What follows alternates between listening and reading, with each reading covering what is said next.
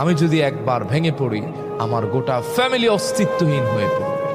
কারণ এখন আর আমি নিজের জন্য বাঁচি না, আমি বাঁচি আমার ফ্যামিলির সুখের জন্য। আমি কাঁদবো, কিন্তু আমার ফ্যামিলি মেম্বার্সরা যেন একটু হাসে, তারা যেন একটু আনন্দে বাঁচে, এজন্য আমি আমার জীবনটাকে বাজি ধরি। একবার যে ব্যক্তি এই দায়িত্ব নিয়েছে, সে জানে পৃথিবীটা কত কঠিন, কত মায়াহীন, নিষ্ঠুর।